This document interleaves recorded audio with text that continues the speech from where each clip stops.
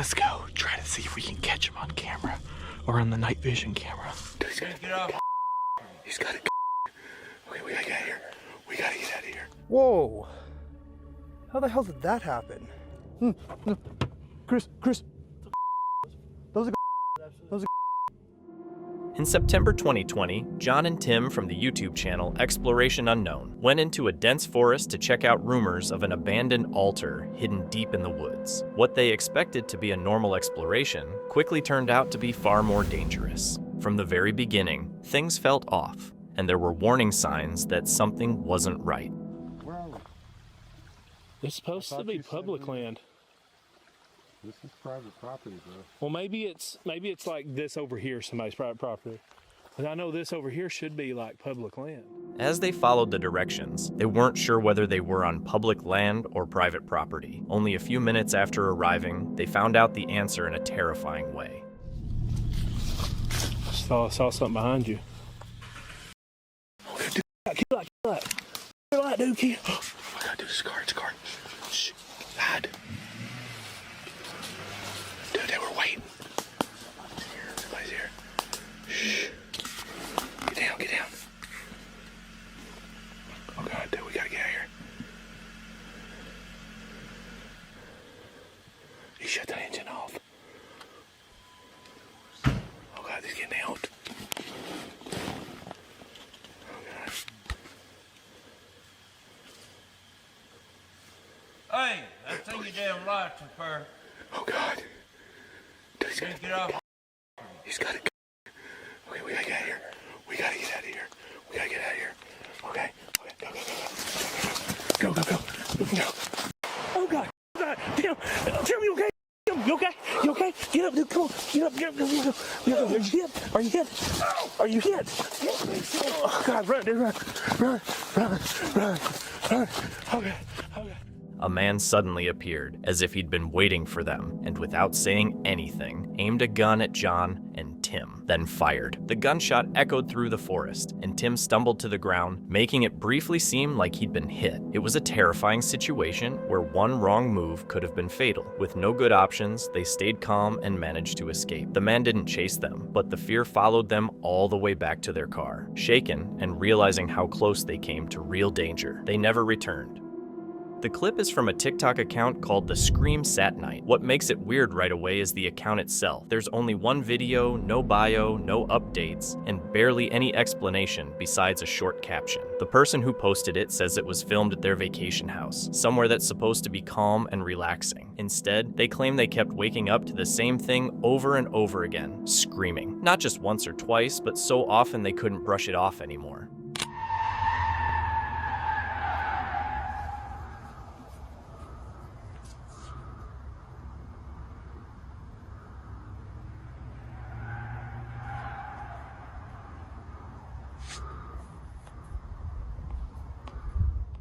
The sounds seem to come from the woods behind the house, echoing through the night and snapping them awake. The screams are long, harsh, and deeply unsettling. Not clearly human, but not obviously an animal either. There's nothing to see in the darkness, no movement on camera, just the noise. Once the video went up, people rushed to the comments with theories. Some were certain it was Bigfoot, pointing to the deep and rhythmic nature of the screams. Others leaned toward more realistic ideas, such as elk, foxes, or mountain lions, all animals known to make terrifying, almost human-sounding noises. Still, none of the explanations convinced everyone. What really made it creepy was what happened next. Nothing. The account never posted again. No updates, no answers, no clue what the sound was or if it ever stopped, so the video is still a mystery. While exploring a foggy woodland trail in Belfast, Ireland, Dave and his crew were surrounded by thick mist that limited visibility to just a few feet. Using only a flashlight and their camera, they moved forward when someone whispered how unsettling it was. Moments later, a figure seemed to appear and then vanish in the fog. As they continued, a sudden burst of light cut through the mist, and one of them froze, convinced something had just walked in front of the camera. Then it happened. Isn't it? Yeah. You can't see Can it. any of you guys see this? And it just seems a big... Oh, and it just seems to have disappeared, guys. Did any of you just see that? You can't see nothing with the naked eye. No, you can't. Whoa, did any of you just see something walk in front of the camera there? A pale, ghostly figure drifted straight across the trail, causing the group to jump back in shock. When they later reviewed the footage in slow motion, the figure appeared even clearer. White, misty, and unmistakably human-shaped. Skeptics brushed it off as a trick of the light or fog catching the beam, but others weren't convinced, with many viewers believing it was something supernatural, even suggesting it looked like a child running through the mist. Earlier that day, Angel had donated blood, but chose to skip resting and recovering. Instead, he went live on his phone and set out on a night hike with one goal in mind: to reach the top of a nearby hill. He never made it. As he moved along the faintly lit trail, a creeping sense of unease took over, and the farther he went into the woods, the more it felt like he wasn't alone. Then, all of a sudden, he froze in place.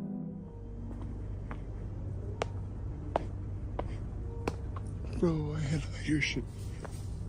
Oh my god, what is that, what is that? Dude, I think I just saw something with a tail. Dude, that's a fox. Or a... It can't be a wolf. Dude, I'm supposed to go over there. Wait, what do I do? I literally just saw something big as a tail. It's either a dog or a...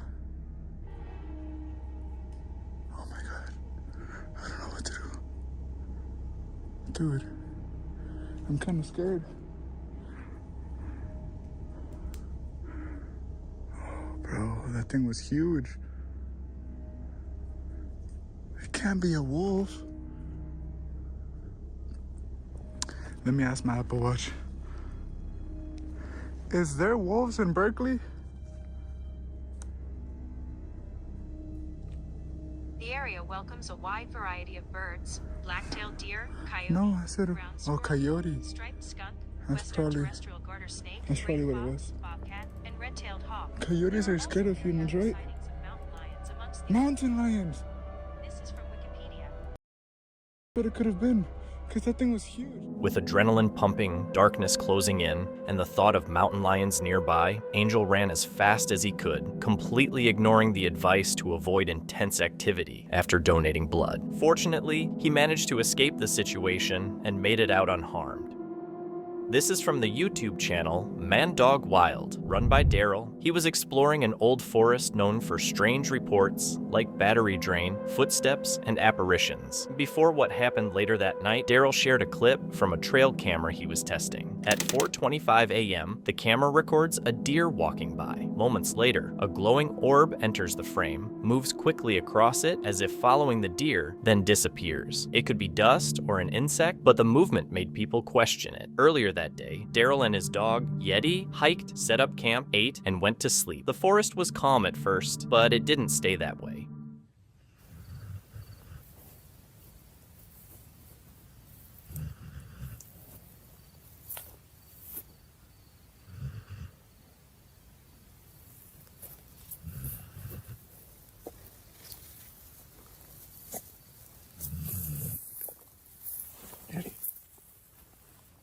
Footsteps suddenly got close to the tent, slow and intentional, like something was walking around it. You could clearly hear movement just outside the thin fabric. Worried someone was in his camp, Daryl threw his boots back on and got ready to step outside.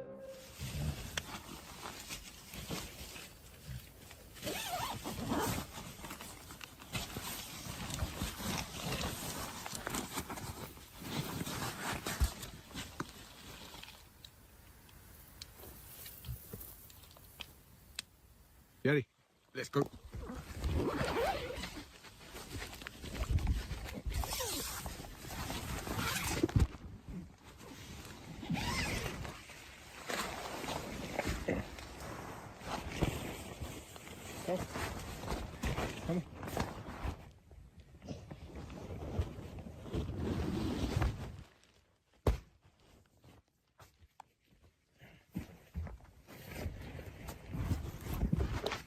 When he stepped outside, there was nothing there. No people, no movement, no noise. Yet he wasn't alert either, which he usually would be if someone were nearby. Daryl told himself it was probably his imagination or the wind and moved on. Later, while checking the trail cam footage, the memory of the footsteps came back. Suddenly, what he'd caught on camera earlier didn't feel random anymore. Was it connected or just a coincidence? There's no clear answer, but the thought stuck with him.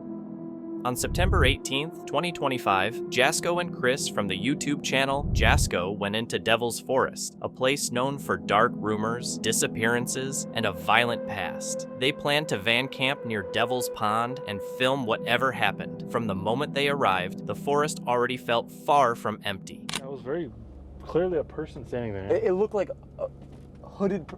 That's it. That's it, right? Wait, what? Pasture. It's really hard to see. Pasture. Hello. Hello? Hello. After dark. Yeah, right there. Oh wait. Okay, I see it now. What is that? You Oh, wanna go- that thing in the middle right there? Yeah.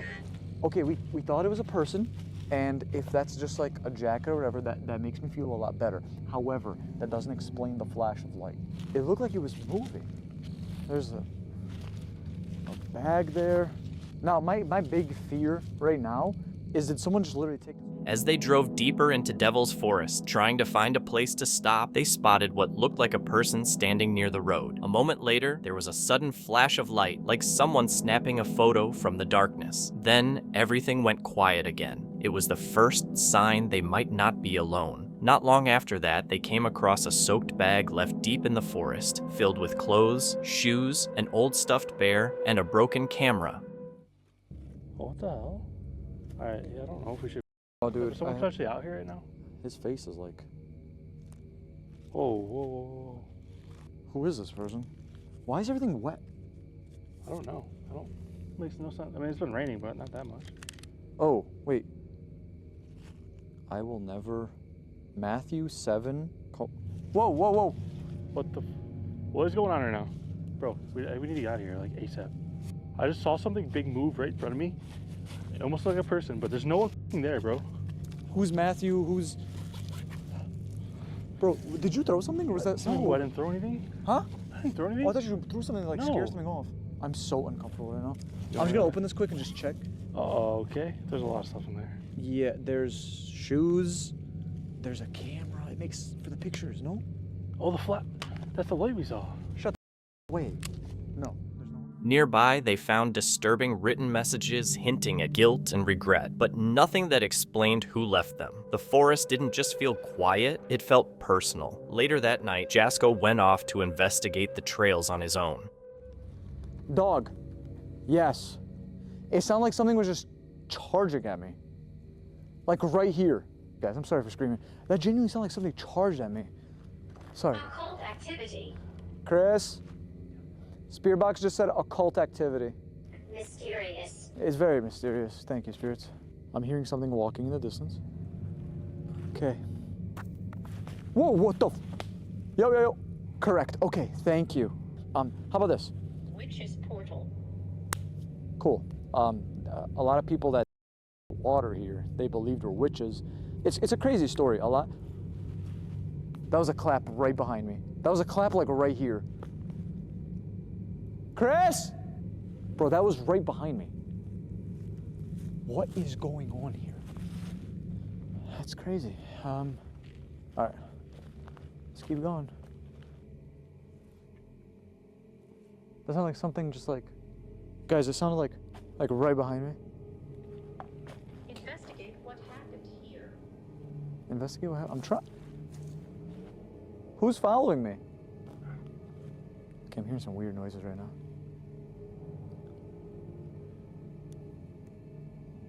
I just heard my name being called from down the trail. As he moved forward, the quiet was shattered. Something charged through the darkness, clapping noises followed, then a voice called his name. It sounded just like Chris. Seconds later, they confirmed Chris was still in the van. That's when confusion turned into real fear. Another noise out there. Leave. Oh, behind us. That's me. That's crazy. You just said that's me. Is there anything that we need to know about tonight that we need to be aware of? You guys are moving around like crazy in the water. This is my house. Can you tell us where we should go tonight to explore? Are there any trails, any places in the forest we should go visit? That'd be interesting. Whoa, whoa. Girl, Who was that? It's right in front of us, guys. There's so much stuff going on. don't move. Okay, I'm not moving. Warn. Are we in danger right now? I see eyes. Shut up. There's something right behind us. I see eyeballs. Hold on, I can't staring hear. I right- can't hear. Bro, there's something right behind us. What? Do you see that? Right there. Weird noises right now. It's moving. It's looking around at us. At Devil's Pond, they tried the Estes method. During it, a scream came from the water, followed by a threatening message through the spirit box. As they continued, glowing eyes appeared in the brush around them, watching from the dark, and the whole situation started to feel way more intense. I just heard some weird noises outside. I just want to do a quick perimeter check. I didn't want to freak you out by opening the door, so I'm just gonna. Bro, I'll watch out the window. Okay. Wait a second. Hold on, hold on. Can you guys see that? Guys, there's a handprint right where I thought I heard something. Probably should go back outside if there's something out there. No, I'm good to stay in here the rest of the night. I really don't mind, but I just woke up because I just heard some tapping on the window behind me. And I just swear to God, I just saw a shadow or something walk by the windshield. So I'm sure there's not somebody out here. I don't know. This is just odd. Chris? Yo, Chris, did you hear that? yeah, what was that? What was that? That was so loud. Dude, look around, please. Don't shut. There's someone outside right now. Bro, it sounded like glass shattering. That was so loud. Okay, I'm gonna go check outside.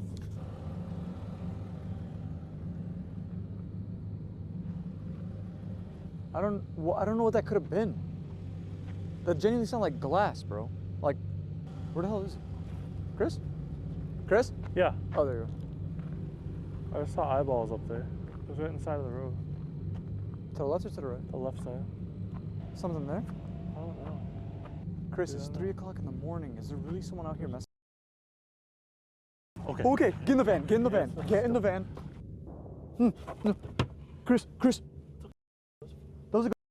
was a Did you see anything? There's a light. There's a there. Oh! Oh! No, there's someone out there. There's someone out there. That's a light. That's like it's moving. Chris, it's moving. There's someone outside the van right now. I don't see anything moving. I don't see anything. You don't see it anymore?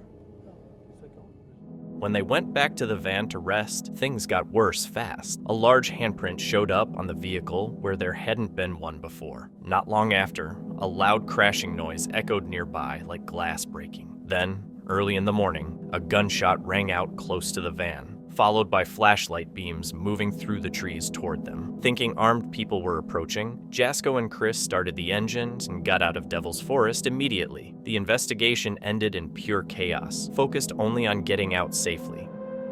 A camera watching coyotes caught something it was never meant to see.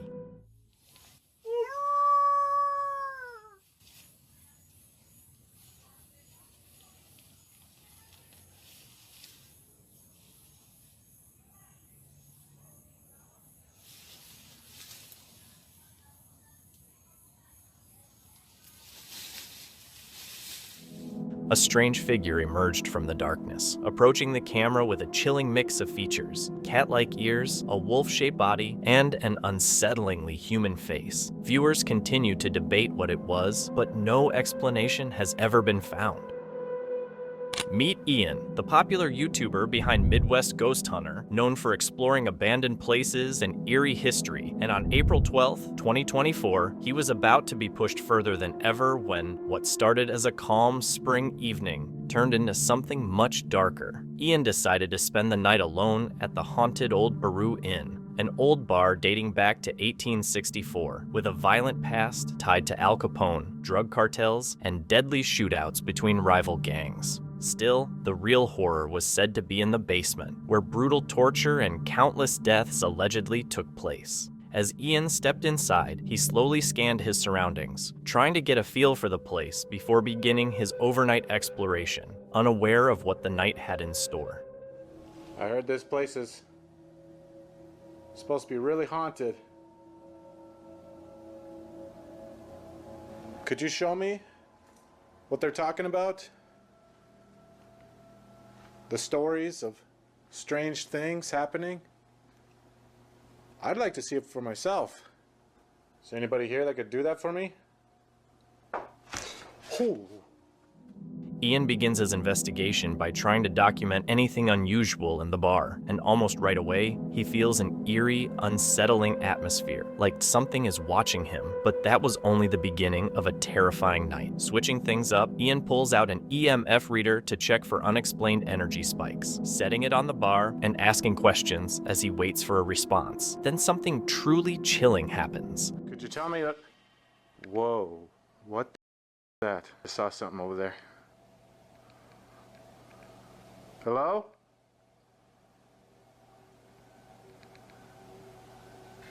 Is anybody down there? Was that a spirit I just saw? Yes. Whoa, dude, it's just confirmed that I just saw something. That's freaking crazy. Who did I just see? Was it a man? Yes. Whoa. The communication I'm getting in here is insane. A shadowy figure is suddenly seen slowly retreating down the hallway, almost like it doesn't want to be caught on camera. And not long after that, Ian notices a strange response from the device that makes him seriously question whether something unnatural is happening around him. Not wanting to stick around for too long, he decides to move on to the kitchen, a spot locals say is one of the most haunted areas in the entire bar. What the was that?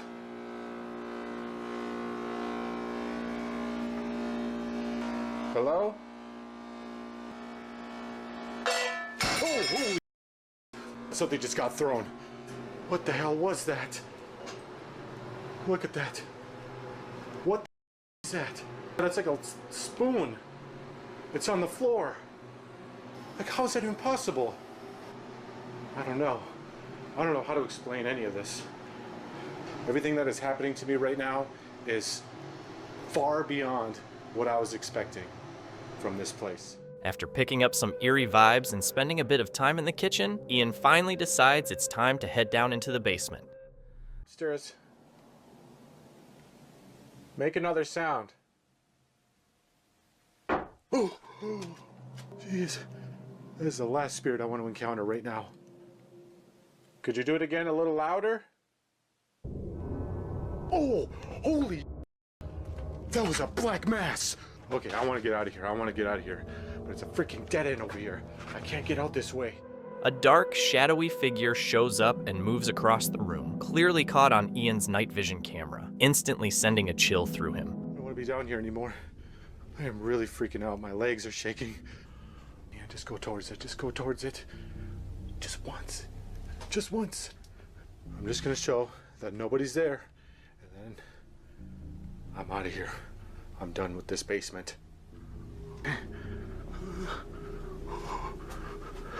Just a quick look. Oh God. Look, see? See? Nobody. Nobody back here.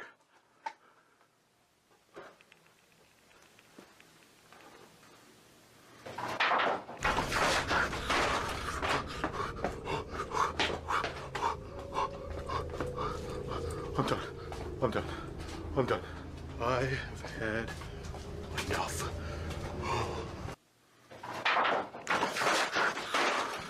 Totally overwhelmed, Ian realized it was time to leave, later describing the night as something he'd never experienced before. The whole bar felt alive with odd noises and movement, but the most terrifying moment was catching the shadowy figure in the basement on camera. Luckily, Ian got out safely and continued making videos for Midwest Ghost Hunter. This investigation follows Angelo, the creator of the YouTube channel Exploring with Angelo. Known for traveling solo to some of the most remote and paranormally active places in the world to capture unexplained activity. During this case, he revisited Mount Seven in British Columbia, a location as stunning as it is dangerous, notorious for its history of fatal accidents involving miners, lumber workers, mysterious deaths, and paragliding incidents. It's also haunted.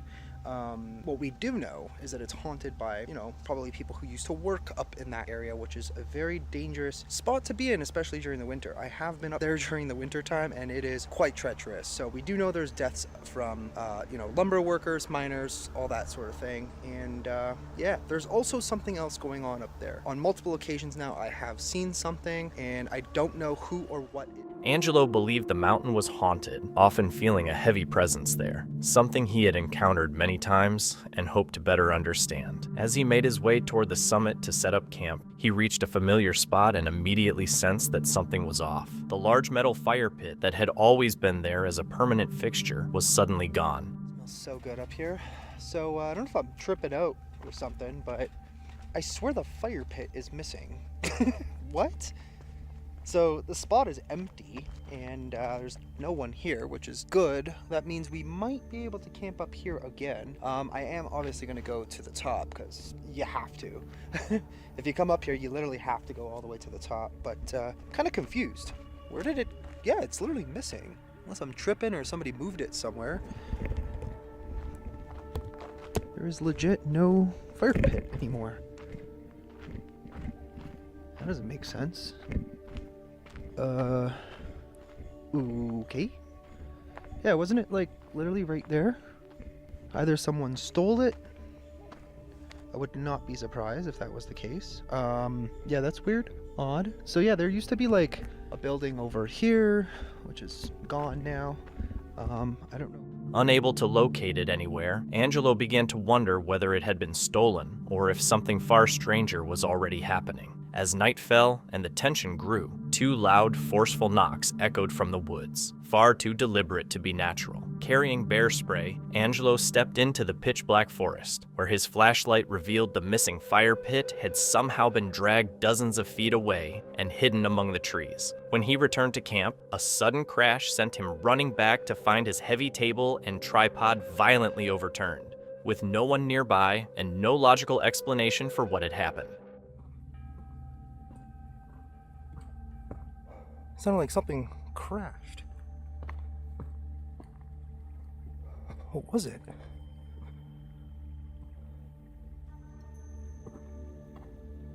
I don't see anything. Wait, what? Whoa! How the hell did that happen? What? Something knocked the table over. And my tripod.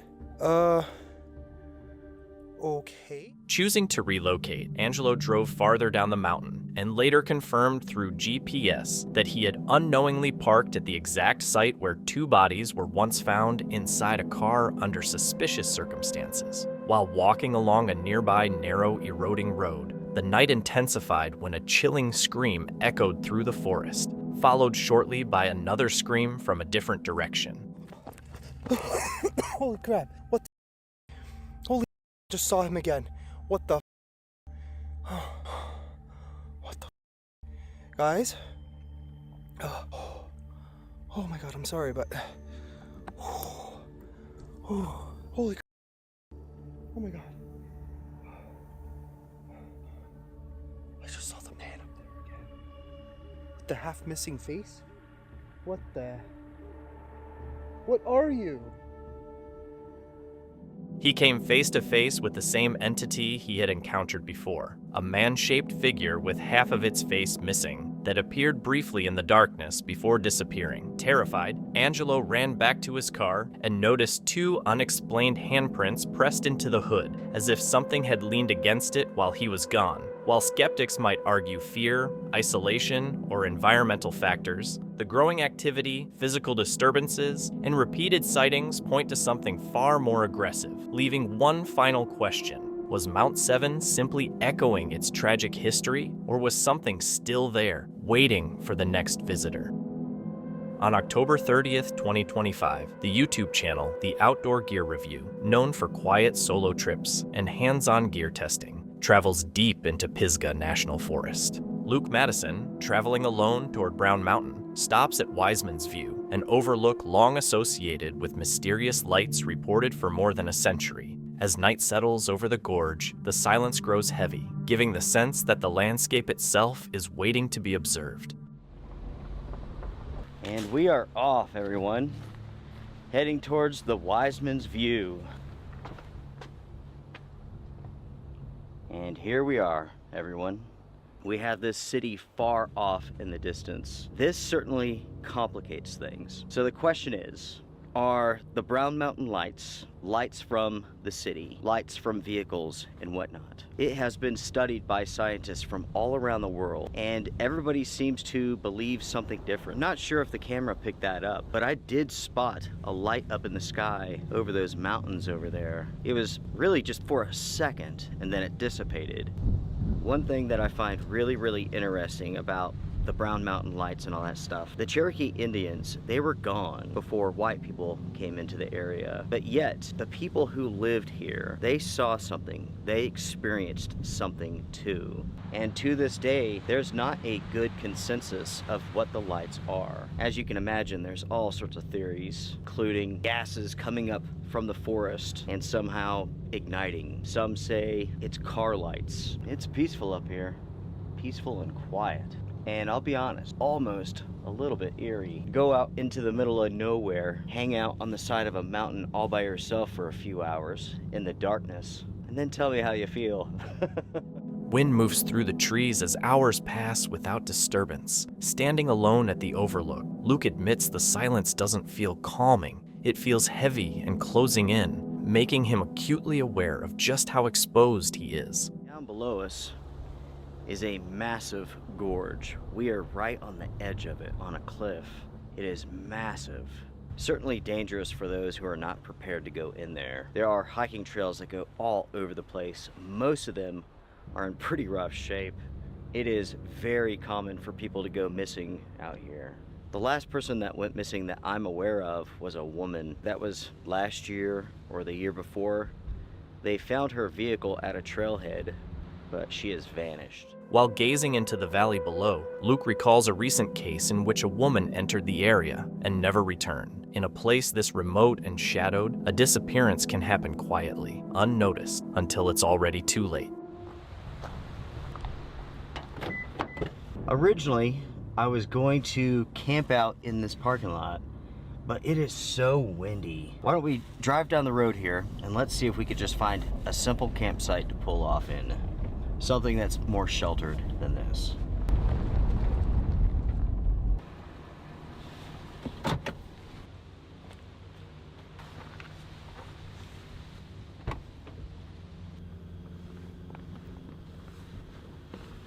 I'm in for a warm night, even though it's quite cool out.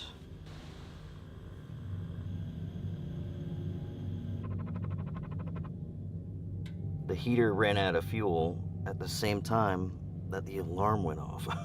That's perfect. Later, he remains inside the vehicle to stay warm as temperatures drop overnight. By morning, the heater cuts out just as his alarm goes off. In a place like this, heat isn't just comfort, it's survival. If it had failed any earlier, the cold could have turned dangerous before he even had the chance to wake up. I mentioned last night the friend of my father's in that story. I will go ahead and tell you all that now. So when I was young, my dad, he worked at this factory with this other guy, and they became good friends. And they moved out to this area. Him and his wife, they had a daughter, and my brother and I, we would come over, hang out with them, and on occasion we would come out here to this area to do some camping and also to see if we could see the Brown Mountain Lights. Now, this couple, after their kid was grown, they separated, got divorced. He became like an official in the town that he lived in. He had a high-ranking position within the administration and all that stuff. He started dating a woman in the office. She had been divorced for 2 years. Her ex-husband, who lived in Europe, found out that she was dating some guy. He flew to the United States. He went to my dad's friend's office and did it.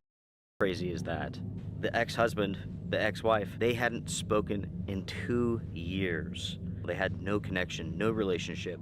On the drive back, Luke shares why the location continues to affect him. Someone who once took him there later died unexpectedly, and that loss has become inseparable from the mountain. Some places seem to hold weight without saying a word. Viewers point to planes, satellites, or military activity, while longtime locals insist the lights behave in impossible ways. If the explanations are simple, why have so many witnesses felt the same unease long before there was any explanation at all? A man went bushcraft camping in Rivington, an area linked to unsettling legends of a headless horseman. He chose a remote spot and set up his hammock far from other campers. As night came in, eerie sounds started moving through the trees. Keep hearing movement in the woods, behind me. The woods behind the camera, shall I say, in front of me. Again then. So I don't know if they're making their way over this side because they might have seen my light, or it could be other people coming down here. Right, so I'm literally just here in the hammock, and all of a sudden all I heard is bang, bang, bang, like 3. It's literally what it sounded like, 3. So I looked over to where those other lads are camping. You can see the torches moving through the trees. And every now and then, just lay there, I can hear, granted it could be animals, but it's not constant, it's like going through the trees. And then when I sit up and look, nothing. But then there's those 3, which has put me on edge a little bit. So I'm going to pack the hammock up and I'm going to bugger off somewhere else, completely out the way from where these are. They've gone very quiet as well, which is a little bit concerning. But I think, yeah, get off this beach, get out, away from the open, and try and get further into the woods. Who's there? Somebody's just flung. I seen it as well. I think, yeah, it was this one. Somebody's just lobbed that from over there. Hey, who's there? I'm just trying to camp just like you lads. Flash over there. Yeah. See the flashing? Flashing over there. Yeah, they're coming this way. Let's see if I turn that out. Yeah. Might be able to see it now. There's flashing coming through the woods. Seems to be quite a few of them as well. Right. Okay. Maybe I'm not welcome here. I just need to get this last bit down and then I'm getting my this part. Even after moving spots, the feeling of being watched wouldn't go away. He ended up near an old castle, but the unease only got worse. Realizing he wasn't going to feel safe anywhere nearby, he decided to call it and leave the area altogether. In early January, during a Canadian winter, Mo Sargi and his friend Chris traveled off-grid to camp beside a frozen lake. The video was for Mo's channel, which focuses on camping, RV travel, and unexplained experiences in remote areas. Their RV was totally isolated, surrounded by snow and trees with no roads or houses around. As daylight faded, the silence around the lake felt heavier than expected. Nothing but lakes and like little islands surrounding us. Man, it's so quiet out here. Right now, we're just out here in the Canadian wilderness and where people have actually sighted Bigfoot himself. So I'm hoping we get lucky today. I really want to be able to see Bigfoot. Yo, I could swear, like, bro, no clickbait. I could swear I saw something moving on that hill over there. Way out there. I'm zoomed in right now with my zoom cam. But I swear to God, like, I thought I saw something, like, way out there. What the? Huh? That was a weird noise. I heard something in the bush there. Dude, I actually saw something over there on that piece of land, which we can't get to because there's a lake between us. Yeah, guys, we're hearing some weird noises coming from that side over there now, too. So I just flew the drone, and I didn't see a single animal. Not a moose, not a bear, not a crocodile, nothing. All right, the real adventure begins. We're gonna leave the RV behind, and we're gonna go off into the forest and hopefully see if there are any signs of Bigfoot. There are prints here. I did walk through here earlier, but not all of these are mine. I don't know whose these are. Oh, they go towards the trail. I wonder if somebody else was like Bigfoot hunting out here. But these stop. Oh, look, whoever showed up here stopped here and then turned around and went back down that way. Yeah, I'm on the ice right now. We're making our way to the other side of the lake right now. We didn't have to walk across water, so I think this might actually be like a little island. There are some strange rocks over there, actually. But also, caves could mean Bigfoot. What if Bigfoot lives in a cave? Oh, shh, shh, shh. That was a growl coming from our side. Yeah, it sounded like over here. Chris off camera was saying that he's seen something that looked like a shack over there, which I can't see it, but we're gonna probably go and explore. But then we heard some loud echoing growl. It is Echo! Echo! If Bigfoot growls, we're gonna hear it. Yes. Did you move? No. I heard something over there. Yeah, that's where it came from. That's why I'm aiming my camera that way. I'm officially scared. Because I don't know what the hell that was. For the record, we just found a big crack in the ice. I don't know how concerning this is, but yeah, we gotta be careful. I thought I heard a crack. Like, I'm not even joking, I thought I heard a crack. Why does this part here look darker than the other parts? Is it shallower? Or is it weaker ice? What the? You heard that, right? Could that have been the ice? But it sounded like it came from here and then over there at the same time. Those are footprints, dude. Oh, look! Is that a bear print? No, that's a Bigfoot print. Oh, dude, these are actual Bigfoot prints. There's more here. Let's see if we can, like, kind of clean this one out. I can't make out this one, that one, this one. This one almost has like Yeah. see? Almost like a hand.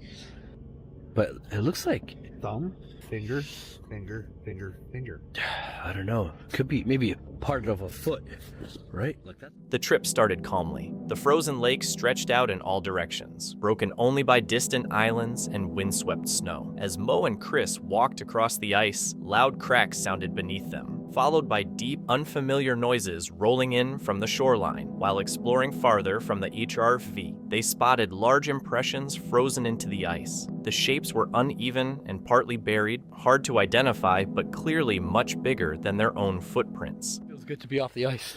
Oh yeah, we got the log in here. It's burning still. What is that? Is that blood? Oh, salt. Oh, that's salt. Yeah, I broke my salt shaker. That's right. I thought that was...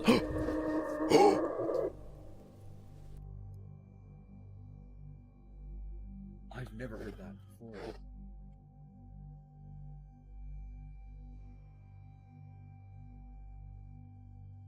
Did we just hear that correct? Like, that was a like a God awful scream of. I'm going back down to the lake, dude. Come back down to the lake. Oh my God, there actually might be something here. You good? Yeah. Okay, I'm gonna turn off my light just so I can see a little bit better. This camera sees better with the light off. Oh! What the? Oh my God, what was that? There's something here, dude. There's something actually here. As night set in, the mood shifted. A low howl came from the forest, followed by sharp knocking sounds hitting the trees in a pattern. The noise echoed across the lake, then suddenly stopped, leaving everything completely silent. I can't believe that was, like, not you. Okay, so sitting on my bed, I feel the RV shaking a lot. And I'm like, oh, it's probably just Chris moving. But he's saying it wasn't him. And it's not windy out. And the fire's out, dude. What the? I don't see anything that would, like, there's no wind. What the hell could have caused that? Yeah, like, we're the only ones here. You sure you didn't move? 100%. I swear to God. And there's nothing out here. Dude, what if Bigfoot was shaking our car? Guys, there's no way. Later that night, the RV suddenly shook, and both of them felt it. There was no wind, no traffic, and nothing visible outside. No clear explanation followed. Some viewers blamed natural causes, like shifting ice or nearby animals, since frozen lakes are known for strange nighttime sounds. Others thought it seemed deliberate, pointing to the knocks, the howls, and the timing of the shake, like something knew they were there. Whether it was ice, wildlife, or something unseen, whatever caused it was only heard, not seen. On November 9th, 2025, the creator of Dead Appalachia traveled to a remote, off-grid cabin deep in eastern Ohio with a clear but unsettling goal: break every Appalachian rule and see what responded. What started as an experiment rooted in folklore gradually became something more visceral, as darkness, silence, and old stories began to shape the night in ways that felt increasingly instinctive and real. Bench. Oh man, this is looking cool. All right, here's the cave. Huh. Ah! Oh, thorns, just thorns. I'm jumpy right now, man. Okay. Huh. Interesting. Not much of a cave as much as it is an overhang, huh? Let's see down here, maybe there's a bigger opening. I'm honestly kind of worried I'm gonna come across a bear who's just trying to chill. That'd be my luck. Kind of just an overhang, not much of a cave. I was expecting something like Minecraft, I guess. But this is still pretty cool. Maybe I'll come back out here once the nighttime comes and see if anything gets me for breaking the rules. What the?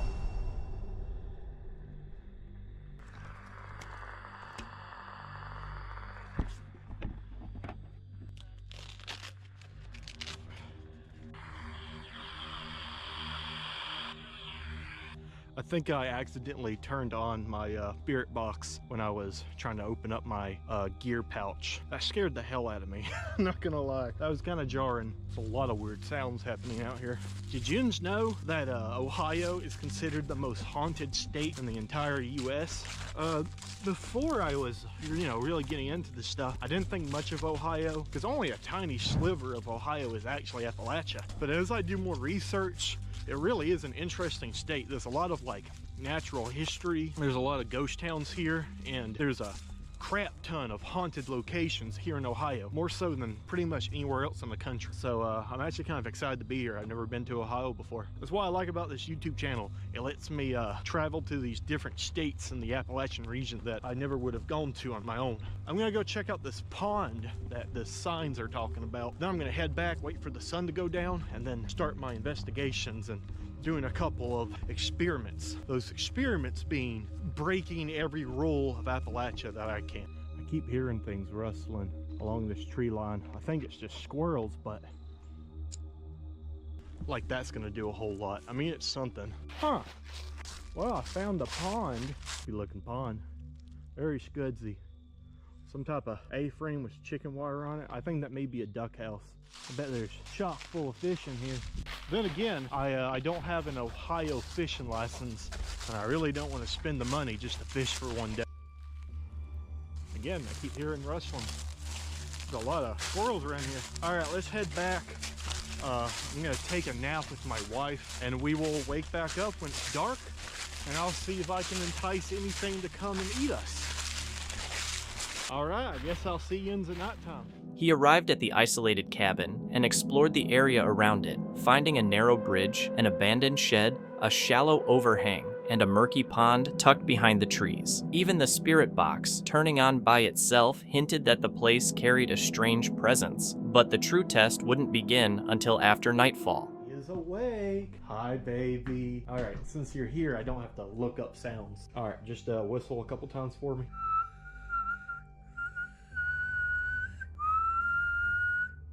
Thank you. That's the best whistle I've ever done in my life, that last one. I know, I'm quite impressed. All right, well, I'm out here. If you hear any type of weird sounds... I'm just gonna go back and tuck myself under the blanket if I do. No, take a video and try to catch something. Maybe something will look at you through these windows. If someone looks at me through these windows and it's not a possum, we're gonna have a problem.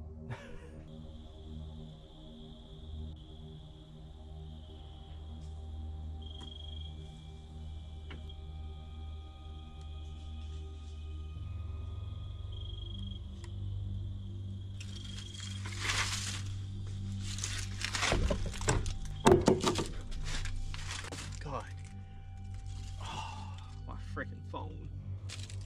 Hopefully you can hear that with the audio turned up. Did y'all hear that rustling? Hello? Any wendigos out here? Any skinwalkers?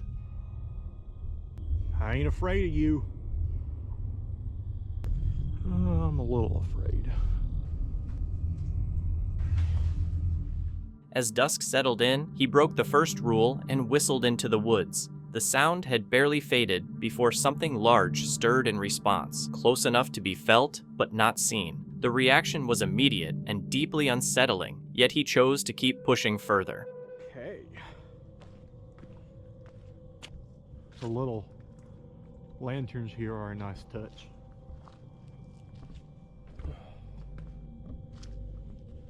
These ones right here, very much so dead though.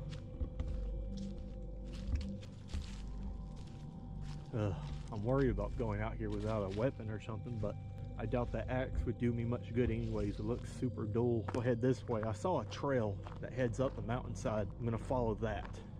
And once we get up top of the mountain, sit down and start breaking some rules. Check out that moon. That is you probably can't see it too well on a GoPro, but that is a gorgeous crescent moon.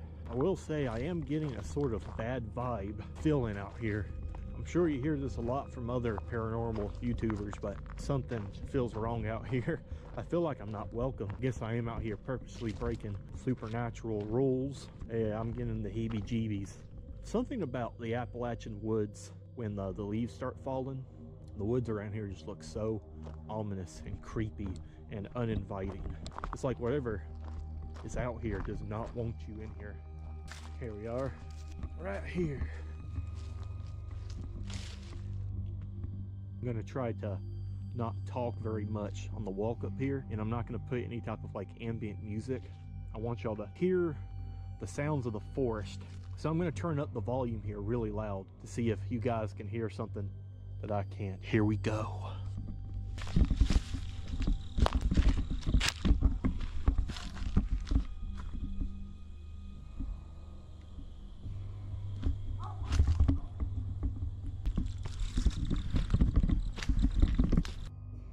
What is this?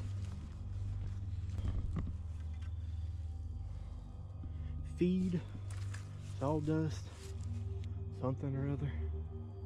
Weird. We're just gonna keep heading up into this hill, this mountain, see where it takes us. Once we reach the top, like I said, I'm gonna set my pack down and then just see what happens.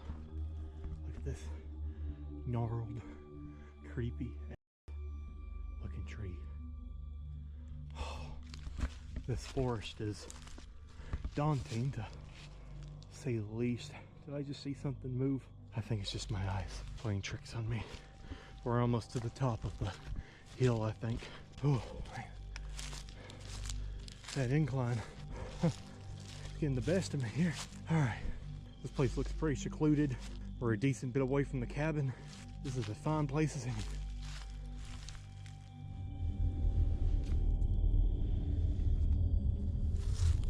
Okay, got the night vision camera going here. This place is terrifying at night. I will tell y'all what. So far, I have not seen anything out of the ordinary. I haven't even seen an animal. Right now I'm just kind of sweeping the area with the IR. If there are any animals or creatures, the IR will make their eyes glow. But right now, I see no signs of animals, cryptids, or whatever else in the vicinity. Yeah, there ain't nothing right now. My name is Luke, and I ain't afraid of you. I'm calling you out. You want to come say hello? I'm right here. Wendigo. Wendigo. Wendigo.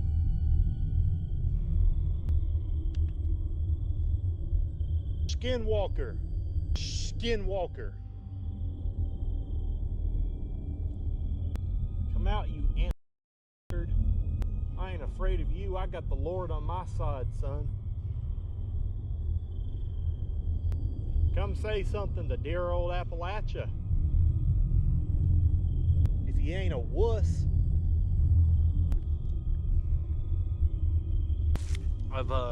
Was sent this spirit box by a subscriber of mine. So this will be my first time using it. I honestly don't know how to use it that well.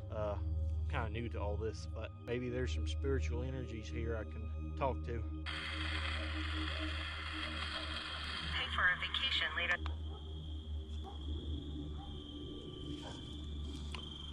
Whoa, whoa, whoa, whoa, whoa.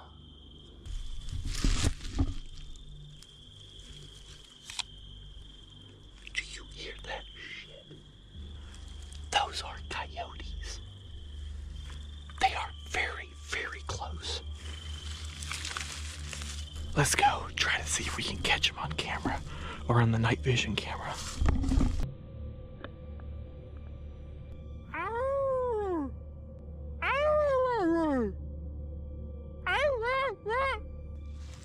what got them hooting and hollering last time is the spirit box. Maybe if I run it again, I'll get them to start up again. Let's try that.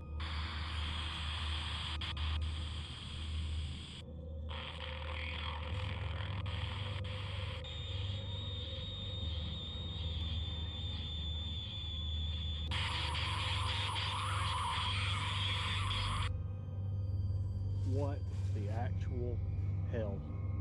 I think it's about time I head back to the cabin. What the actual hell was that? The spirit box was working fine just a minute ago, getting regular radio signals. Is that normal? I'm sure there's some much more experienced paranormal investigators who have used spirit boxes frequently. Is that normal? For it to make that god-awful sounds? That has set my nerves right on edge. I don't like it. That mixed with those coyotes over yonder, I am more than a little on edge. I think I'm going to continue this investigation in the safety of the cabin. I feel a very, very unwelcoming. All right, let's get back inside my cabin. I'm sure my wife is worried about me. Oh, hi. Entering the forest alone, a heavy sense of fear set in almost immediately. When he called out into the darkness, coyotes responded from every direction at once. The moment the spirit box crackled with harsh, distorted sounds, the atmosphere turned aggressive, and he decided to retreat. Back at the cabin, his wife reported scratching on the walls and the sound of something being dragged outside. By morning, he admitted Appalachia wasn't the nightmare social media claimed, but the forest had clearly reacted. Some viewers pointed to instinct and wildlife, while others believed breaking the rules revealed what lies in the dark. If the rules weren't real, why did everything escalate the moment he ignored them? Meet Brendan, the creator behind the YouTube channel Brendan Explores. His videos follow life on the road, from basic van repairs to checking out new places. What was supposed to be a relaxed 4-day trip ended up showing him a side of solo travel he didn't expect. The trip started normally. After fixing up his van, Brendan headed south, feeling excited, stopping at a local bakery and exploring the historic city of Litchfield. Everything felt calm and easy at first, but as night approached, things shifted. Finding a place to park the large camper van turned out to be harder than expected. His first spot was too boggy to use, forcing him to make a tricky turn and keep moving. Destination is on the right.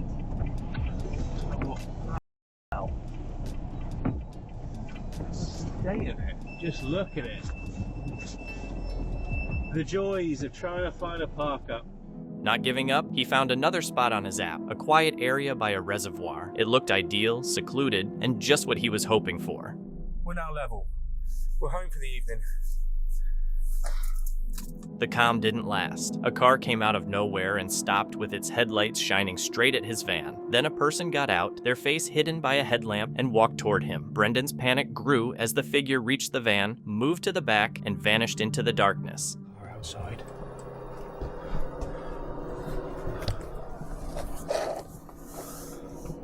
Just parked up looking at us, and somebody is coming towards the van with a head torch on. Someone's at the back of the van.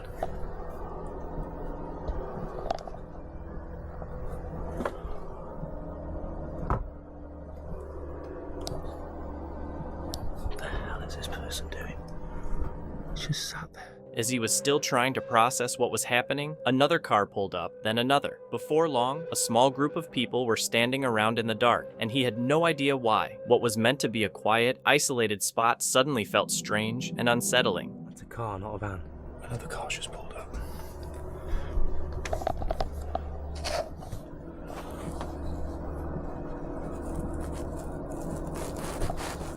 A couple of blokes just stood round. What the hell are they doing? Someone else has bloody pulled in now. Why are they coming that close? This is weird. We got another one turning up. Brendan's instincts told him to get out immediately, so he left without hesitation, trying not to draw any more attention as he drove off into the night. He eventually found a safer place to park, but the encounter rattled him. He never found out who those people were or what they wanted, whether it was just locals meeting up or something much darker. The footage comes from Exploring with Bear, a US-based YouTube channel that focuses on real-time urban and wilderness exploration. The channel captures immersive camping trips and nighttime adventures with minimal editing, letting tension build naturally through live reactions and the environment. This takes place on December 30, 2025, near Berlin, close to a forest area known online for strange activity.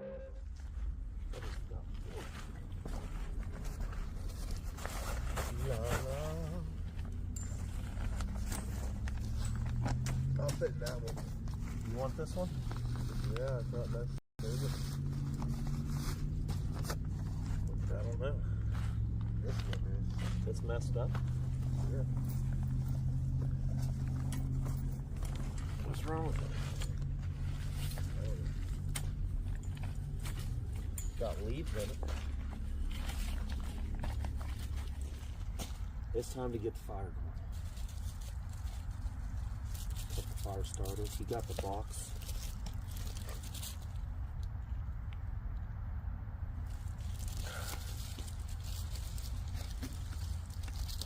I have a backpack on. Just probably take the backpack off. I'm not gonna. I don't want to.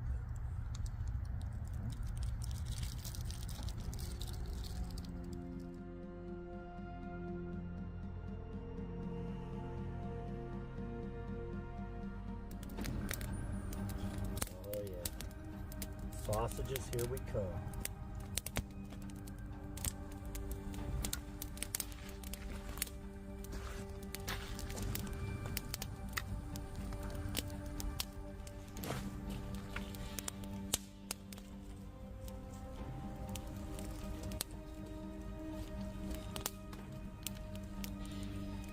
You hungry, B? Yeah. Hungry? You could eat? We're gonna chum some stuff in with this. We're gonna chum in. We can't see shit. We can't see nothing out there, man. It is pitch black. Wow.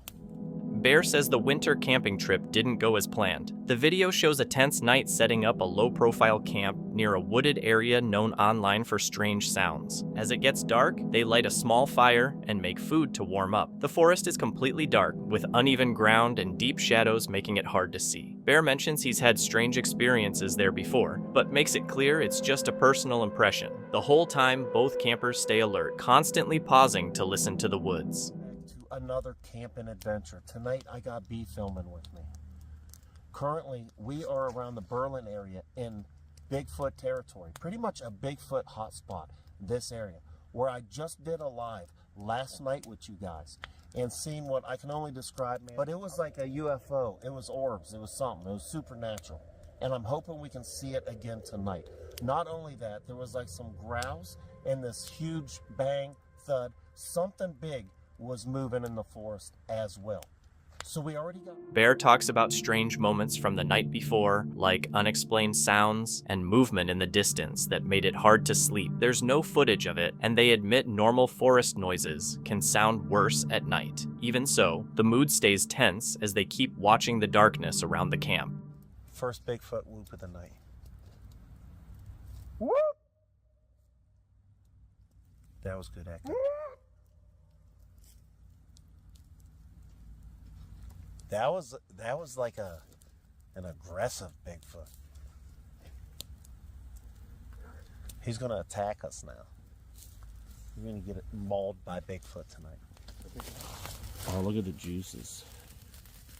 A loud, unfamiliar call suddenly comes from nearby, immediately grabbing their attention and startling them, though they can't tell what made it. Bigfoot, my boy, and some peanut butter.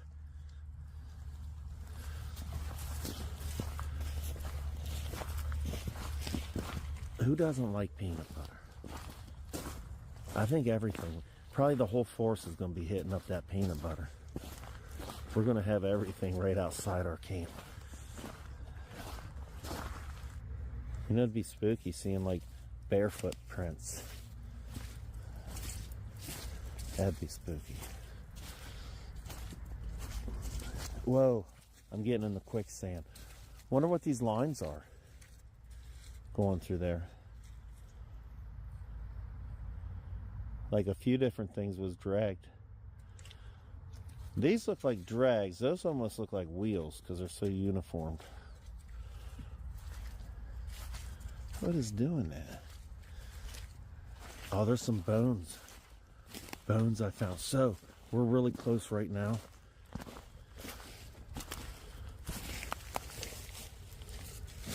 Look at that. So right by that little girl's shoe.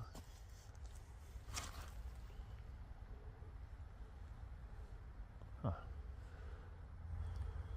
Once I seen that last night, right where we're going is where that big noise come from, and a growl. So there's something decent sized back here. While checking the area, they find scattered items and markings in the sand that don't seem to belong in such a remote place, including debris, natural remains, and drag-like marks in the ground. As they keep moving, one of them twists his ankle on the rough ground. Is it? Yeah. You can't go in much more? No. Oh, listen. I actually gotta probably go back. Sorry. You gotta go back? When'd you get injured? I just heard something. Okay. Alright, so we made it back to the campsite. Anyway, B said there's no way. With his mobility limited and night conditions getting worse, they start hearing more sounds nearby. Focusing on safety, they decide to call it and head back to camp, choosing to pack up early instead of risking things getting worse.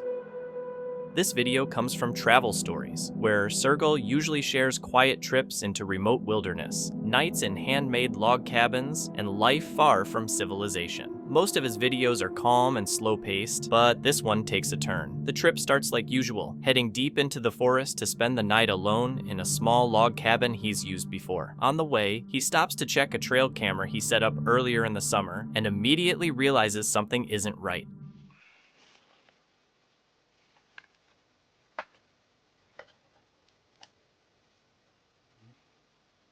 Сломано крепление.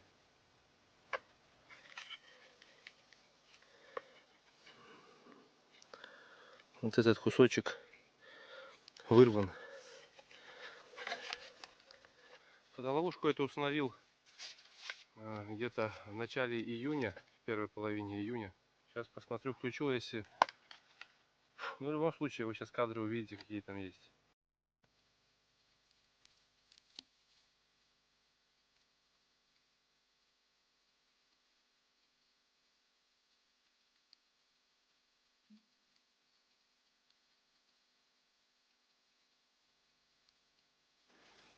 Новое.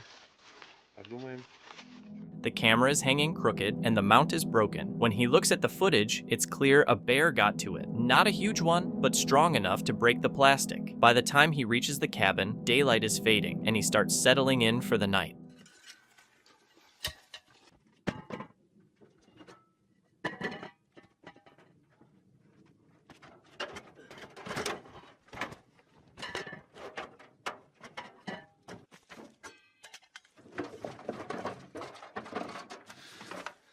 Ребята, я плохо проверил все трубы. Смотрите. Видите? Осиное гнездо внутри трубы. Прям внутри трубы сделали осиное гнездо. Охренеть. Так, сейчас мы его вытащим. He takes the pipes apart one by one and finally finds the problem. A wasp nest hidden inside the chimney, slowly built up over time and completely blocking the airflow. Some of the wasps are still in there, already dead from the smoke. He clears everything out, puts the pipe back together, and the stove finally works again. The immediate danger is gone, but it's obvious how close things came to going wrong. The next morning feels quiet and calm, with soft autumn light in the trees. The forest seems peaceful again, but that doesn't last. Not long after waking up, the danger shows up for real.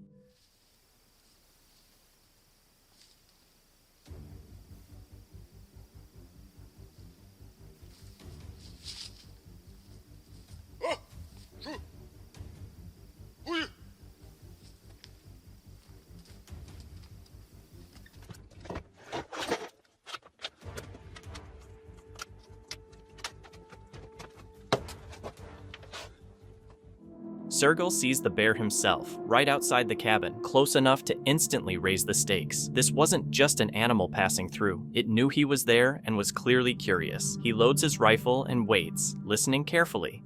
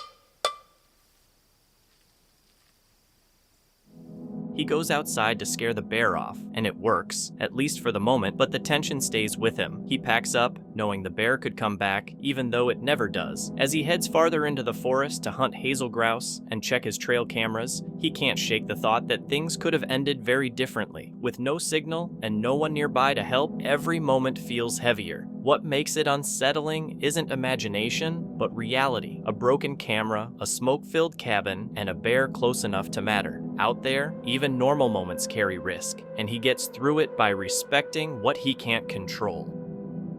Meet Chris Baird, the creator behind the YouTube channel of the same name. He's known for exploring supposedly haunted and dangerous places alone, filming everything as it happens. His style is raw and unfiltered, often putting himself in uncomfortable situations to document the unknown. But on this night, deep in the Canadian wilderness, things pushed further than usual, blurring the line between something paranormal and a real-world threat. The investigation started late at night in a forest tied to dark local legends. Everybody, my name is Chris Baird. Welcome back to the channel. Sorry for the hiatus, but I've been in Canada for a few weeks taking care of Michelle. She had surgery, but I snuck out tonight to record a video. I'm actually all by myself. I'm all alone. With his partner Michelle recovering from surgery, Chris had to go in alone, which already had him on edge. He'd heard disturbing stories about the area, reports of strange screams, ritual activity, and even bodies being found deep in the forest. For this is because I actually had dinner with some of Michelle's family a few days ago. They told me some stories. One of her family members was actually working in law enforcement. Used to come to this forest back in the 80s and 90s because of some weird things that would happen, some weird calls they would get. Full moon, the moon is out and about.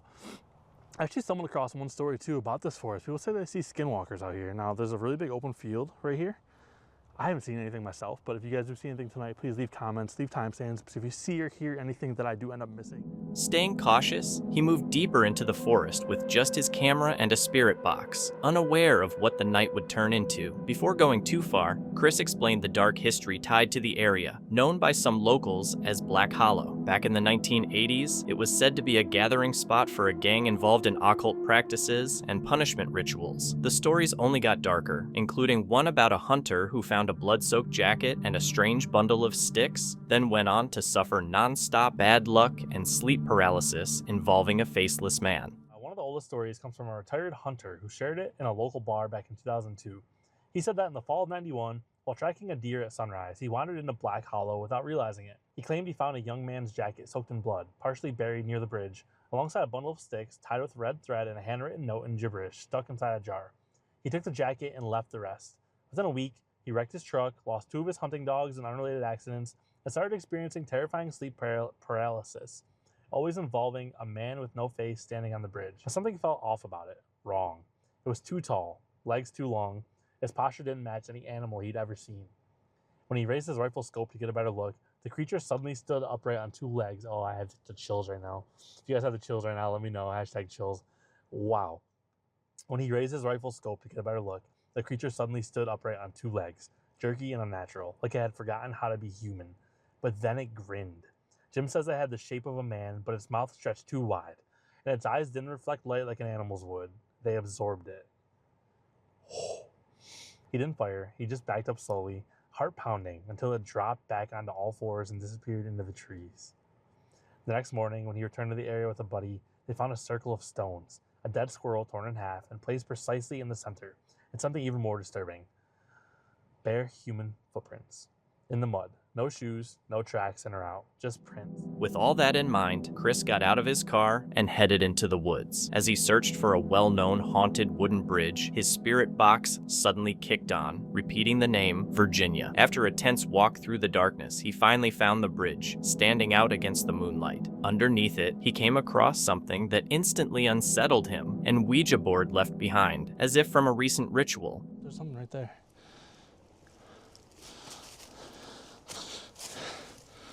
In a box. I'm gonna try to go to the other side. I can't reach that.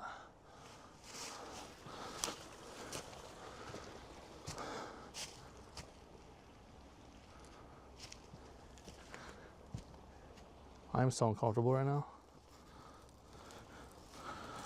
Oh my goodness. That's a Ouija board. Even though everything in him told him to leave it alone, Chris decided to use the board, hoping to reach the spirit called Virginia. If anyone wants to talk to me, my name is Chris. I'm here looking to speak with Virginia. Virginia, are you here with me right now? Can you make a noise?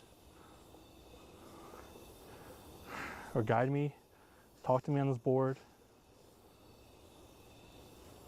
Say something. As soon as he started, the planchette began moving on its own, pulling his fingers with way more force than expected. Then everything changed. A shadow moved along the hill above him, followed by a bright light shining straight at him, and a sharp whistle breaking the silence. That's when panic hit. Chris realized someone was out there watching him from the trees. Someone up there. There's someone up there. I just saw like a shadow. Someone just moved behind a tree up there.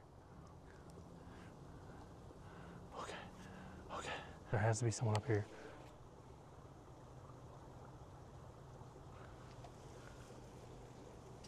I'm telling you, there's someone up here. Please watch. I can't see my camera screen right now. If you guys see anything move up there, please let me know. I'm trying to keep my flashlight out. There's like something walking. I can hear it.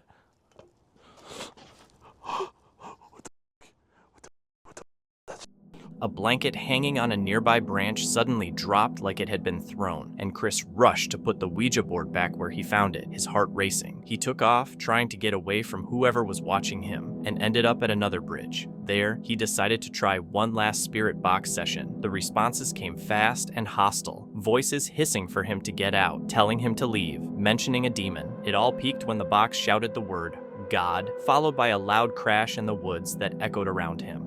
There's somebody out there? I'm not coming anywhere near you. Girl scream. Girl scream.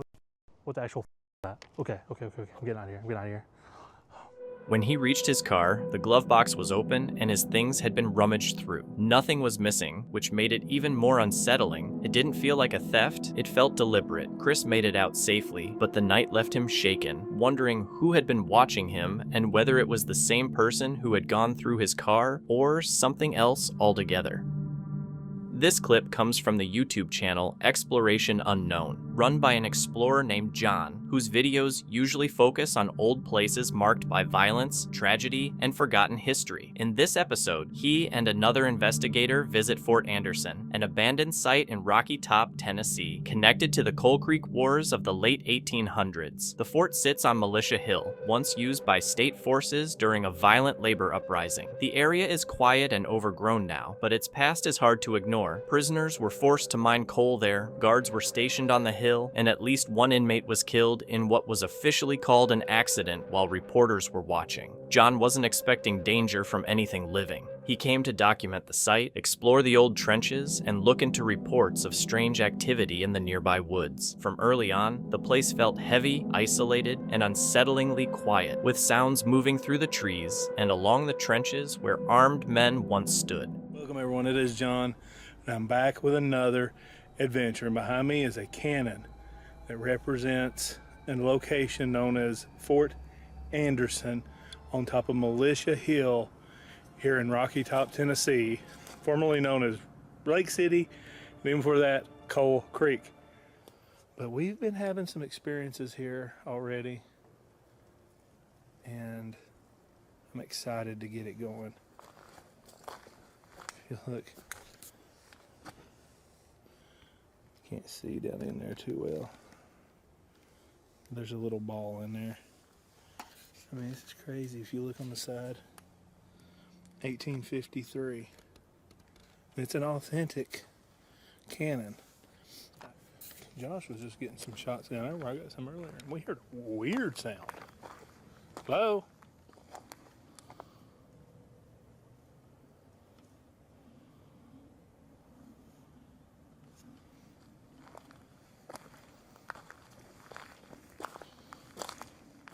As the night went on, the focus shifted from history to staying alert. John and his partner kept hearing movement nearby, footsteps that didn't match any animals they could see.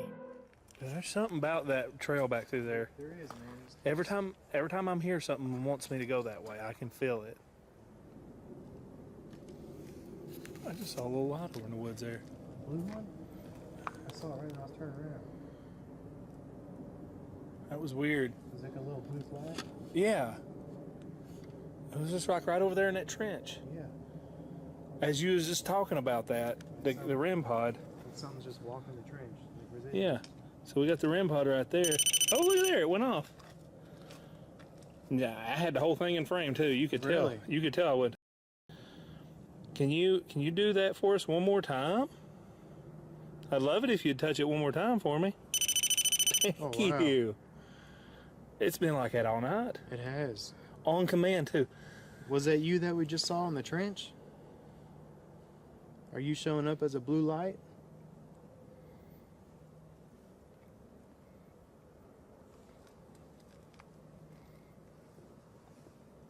It sounds like it's still walking. Yeah.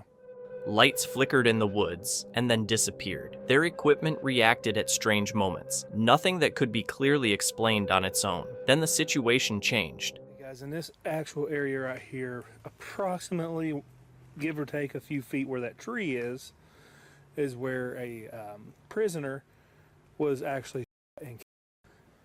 I'm hearing something stirring up. Yeah, I'm starting to hear some stirring too.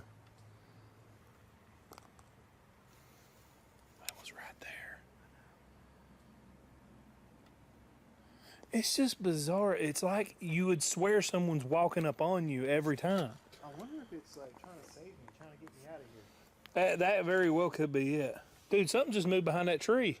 Really? I saw it with my own eyes. I don't know if it's on camera, but it looked like somebody was peeking out of this tree right here and leaned back in. Hello? Thomas, is that you? That was freaking nuts, dude. Whoa. Dude, what the hell was that? Something big. I could see all the branches moving. Dude, something just took off from there. I don't think I should be down this road. You might not. I think they might. Received. Yep. Yep, message received for sure. Get the hell out of here. Oh, hey, dude, that was so loud. That was I don't know if big. something was thrown at me or what. It almost sounded like something was either thrown or something big just took off. All right, well, let's head in that direction. Yeah. Maybe go back around to that pathway. Yeah, I want to go down that path for sure. Let's head that way. Okay, guys, so we are back over here by the cannon. We're actually going to go down this trail and see what happens. We keep hearing, and I don't know that we've caught it on camera any night, but we've heard this like moaning sound come from back here multiple times. And I can't think of an animal that sounds like that. So I've been back this way once I just heard it again. I did too. I almost heard what sounded like a bottle clink as well. Yeah, Bro, look at that tree. I know. Isn't that bizarre? It is bizarre, actually. Get a closer look at that. Looks like it's been broke off or gnawed on or something. Yeah, look at that. Turn my light down so you can actually see it. Yeah, something's like... It doesn't look natural. No, it looks like chewed on.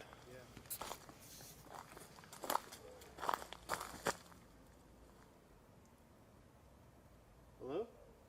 There goes again. Okay. I gotta go see if there's anything down here. I hope not.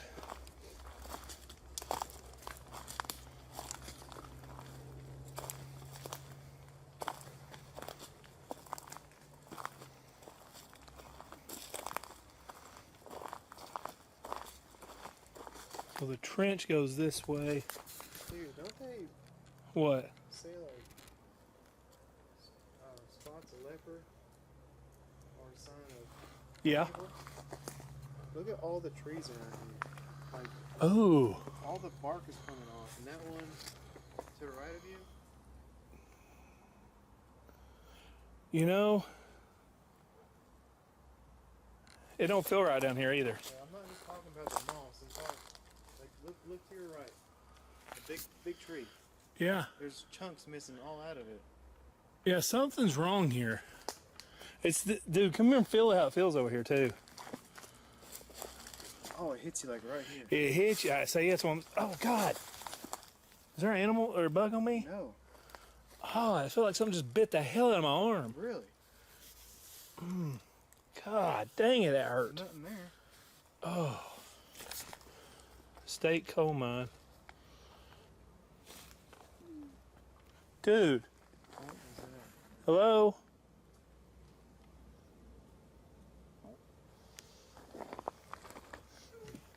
Ooh. Dude, something ain't right down here. There's something down here with us. Yeah.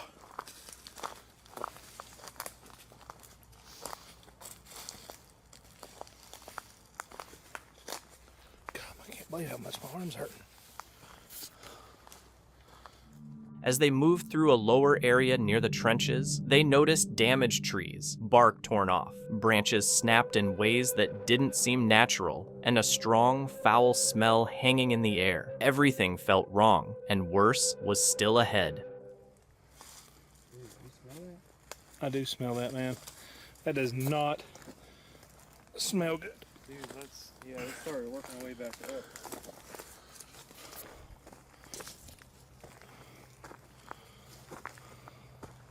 I don't know what that is, but it ain't good. It is not good. Oh, what the hell was that? Go, go, go, go! That sounds like fire, man. Is this the right way? Yeah, keep going, keep going, keep going. Oh.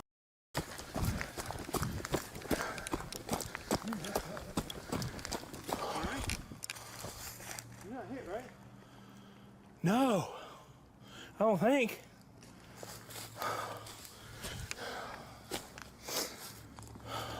Bro, we shouldn't do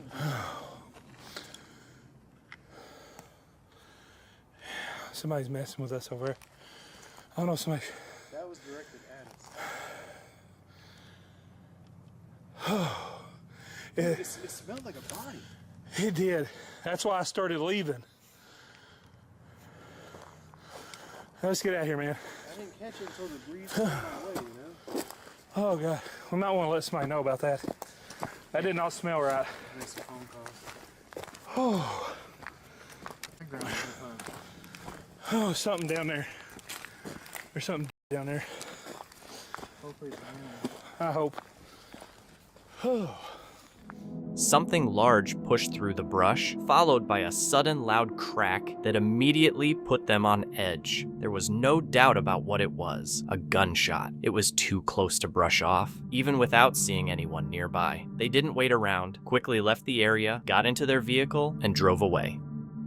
in this unsettling encounter. Two friends, Jasco and Angelo, went on a nighttime adventure using the Randonautica app to explore random locations, which led them to a creepy, abandoned building. Even though cars passed by now and then, the place still felt isolated and wrong. One of them stayed back filming while the other walked up to the entrance, driven by curiosity. The air was completely still and quiet, until a sharp, eerie whistle suddenly echoed from inside the building. He froze for a split second, then turned and ran straight back toward the road without looking back.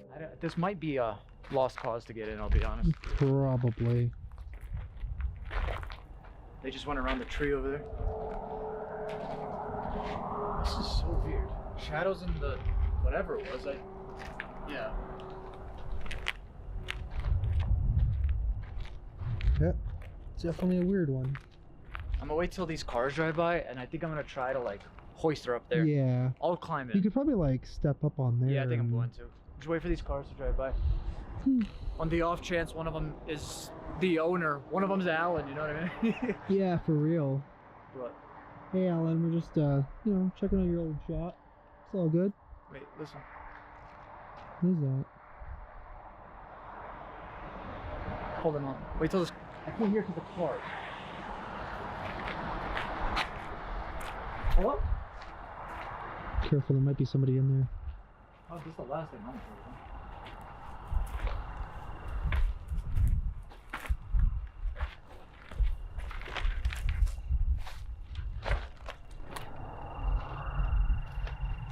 I could have sworn I heard something. Okay. Okay. Okay, we're sorry. Yeah. There's definitely somebody. Definitely someone in there. How? But they're not saying anything. That's the weird thing. Hey, listen, just listen. You whistling? Yep, I hear that.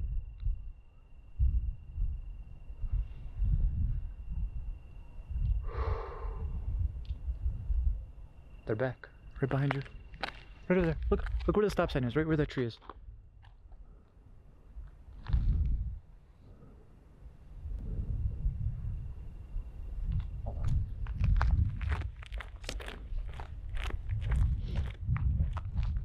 I don't know, bro. I'm getting weird vibes. Yeah, me too. I'm gonna stop shining in here, clearly. Alright. JD, Shadows in the Night. What was the other intense? Because that's a little weird that my initials are on that. Oh, well, it could also mean something else. Like you said, Jack Daniels. I don't know. This is a little weird. Plus, the person over there is... Are they still there? No, I saw like a flash go off. What is it, like neighborhood watch or something? Could be. Shaken and confused, they stood by the roadside trying to figure out what they'd just heard. Was it the wind, an animal, or someone, or something inside the abandoned building? Before they could decide, the situation took a much darker turn. Literally 12:59, so... Nice. Cool. No, this. Do you see what this What? is? AirTag found moving with you 15 minutes ago. What? Where? Your current location can be seen by the owner of this item, first seen with you today at 12:44 a.m. 12 hours ago. Brother? Wait, so something was with us 12 hours ago? Throughout all of Mexico, New Mexico, there has been a tracker on our car following us from Albuquerque I just heard something to from Roswell. in there. It was like a scrape. Never mind that, we're clearly being followed. Hold on, what the hell's going on? Okay, now we have to worry about our rental? Or maybe our clothes, maybe our bags?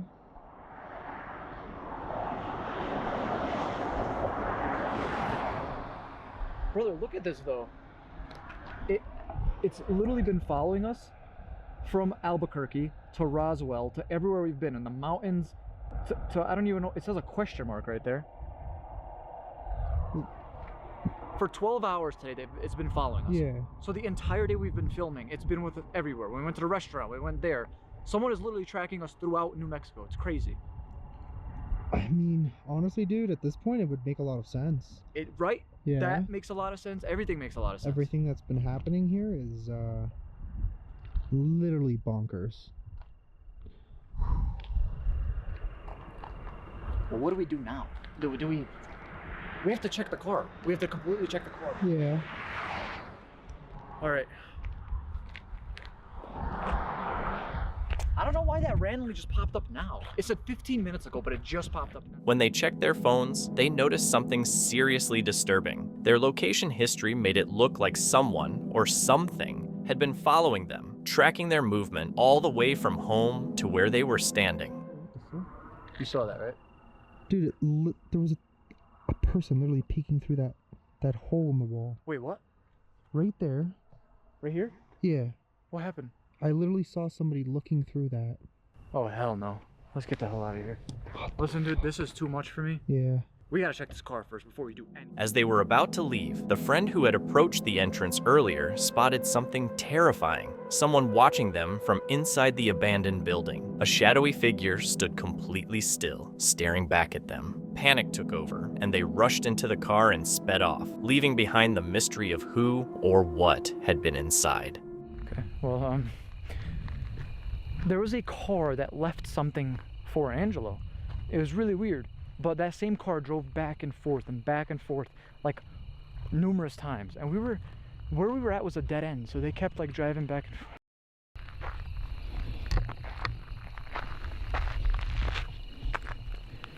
The boss. And that's actually crazy. Because when Angelo found the thing that he found from that car that was literally driving back and forth, could have been that same car, I don't know. But on the thing it said, "I'm the boss." So there's that. Oh, there's a picnic table over there. What I'm gonna do is I'm gonna bring this over to the picnic table.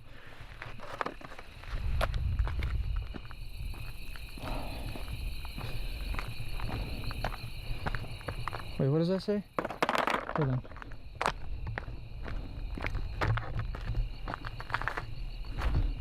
Rattlesnake.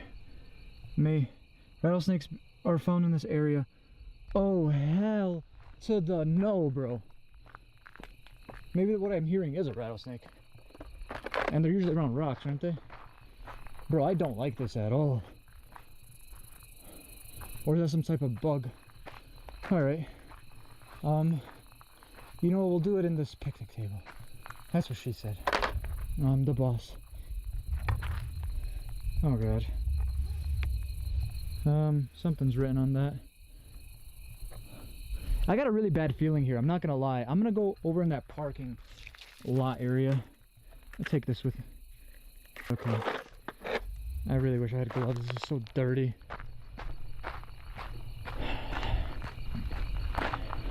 Honestly, at this point, I'd feel much more safe just sitting in this parking lot. I just threw that and it opened up. That's crazy.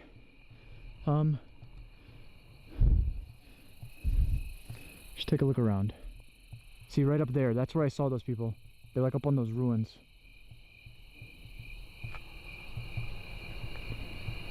I don't even know idea what that is, but alright. Here's this. Delilah. I miss Mommy. Mommy and Daddy went on a trip. Toyota, Cedar Crest, oh no. Toyota Tacoma, and then Cedar Crest. And Mommy never came back. I think Daddy is lying. I am going to leave, run away, something, I don't know. Daddy is not nice. He is very mean. Okay, sorry. Just keeping an eye on things. You know, my head's on a swivel, guys. I hope you guys understand why. One, rattlesnakes. I'm hearing this shit in the background. I don't know if that's rattlesnakes. You know, seeing a sign that says it, kind of freaky. So Delilah. Now, it connects, bro. Delilah. Hold on. Hey there, Delilah. Okay, I gotta stop. Sorry. Delilah, baby. I'm sorry. Okay. Bro, I hear something. Hello?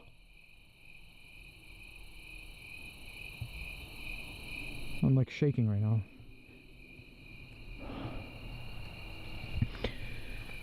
Okay. There's something moving. It literally sounds like something's walking on gravel. Okay. I'm gonna keep walking around while I read this, just so, like, you know. Sorry. Delilah, baby, I'm sorry. You don't deserve this. You are so young, yet so smart. When you get older, you will understand. Daddy is a bad man. He is involved with bad people. I'm going to try and get some help.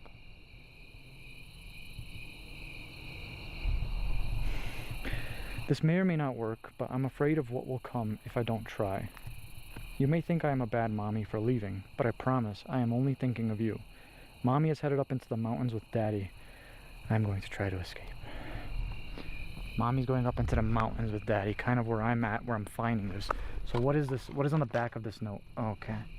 We have photos of a girl, which I'm presuming is Delilah. This one says 3 years at the top. This one says more stuff. 5 years. Alright, here we go. Sorry, guys, I'm sorry. This isn't the best content. I'm trying my best. I will try and live off of nothing but what I can find off of the roads. When you get older, come find me. I will be in the same mountains every Saturday. Bro, I just want to show you guys something. Where's my phone? Saturday, September 3rd. Let's continue. I don't care if it takes 5, 10, 20, 30 years. I will wait for you. I promise, Delilah. Baby, the police are on the way. They will protect you, but your daddy will not stop until he gets what he wants. He is a very aggressive man. I tried my best, but this is for the best, I promise. So Daddy is a bad man involved with really bad things. I'm gonna call Angelo quick, see where he's up to.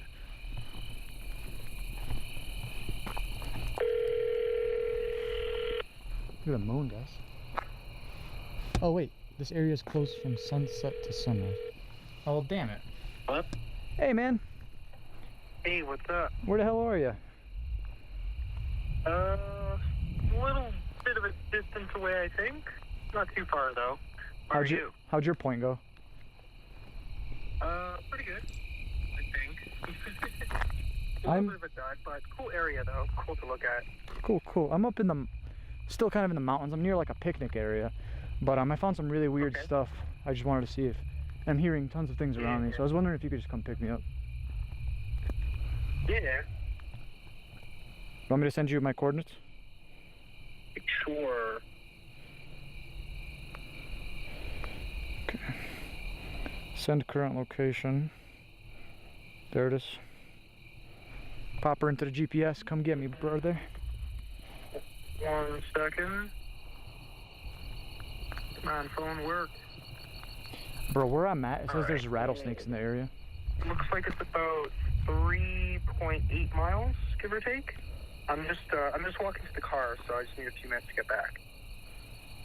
3.8 miles on these roads, bro. This is gonna take you like 20 minutes. That's a little exaggeration. Yeah. Yeah, it's gonna be a little bit. All right, bro. Well, I'm gonna just go chill over here by the picnic tables then. Okay, cool. Okay, bro. I'll see you soon. All right, see you in a minute. Bye. Or 20, apparently. I suppose. Peace. Alrighty. Well, let's see if we can figure out some more stuff with these while I wait. Same time, I don't want to bore you guys with just literally doing nothing. So, well, the only thing I'm wondering is that car that I literally just showed you guys when I started recording. It literally had to have been that car. I'm trying to be like, you know, think about it for a second. We're here, both of us are experiencing something, and the area where we...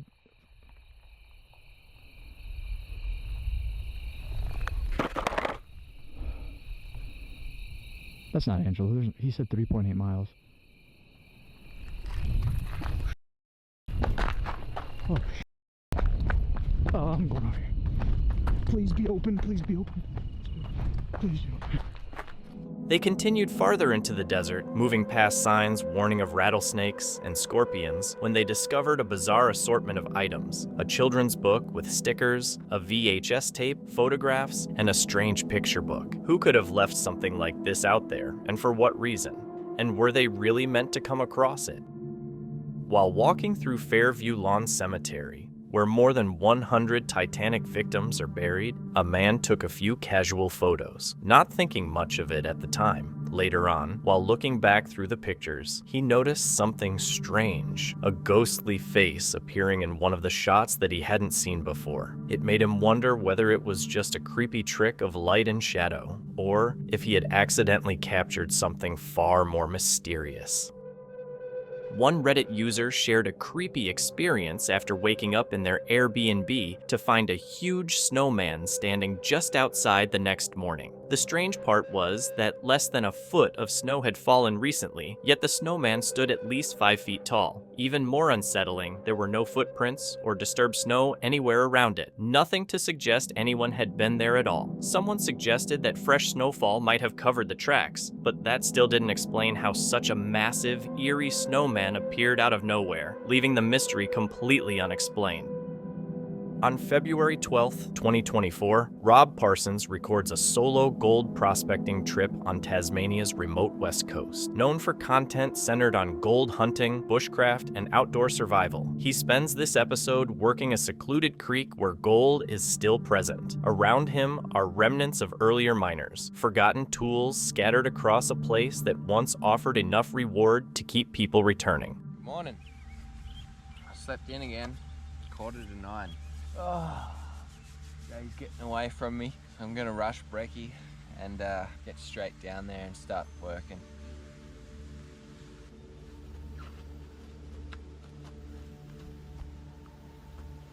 So I got my shovel, pan, classifier. I left pickaxe, sluice box, and yabby pump. Got gloves, my mask, torch, batteries, and snuffer without the gold in it. Off to work we go. Feel a bit light not carrying the pickaxe. Feel like something's wrong. Anyway, pretty sure I've got everything. Got a new way to get down to the creek now, and it avoids a massive log jam, which is just in there. There's actually quite a good little track that runs through here all the way to where after that log jam is, and it's only coincidental it's not because the old timers had it here. That stuff only fell down probably a year ago. It's all very fresh. Oh no way, shovel. Oh, look at that. Oh, that's crazy. The old timers shovel.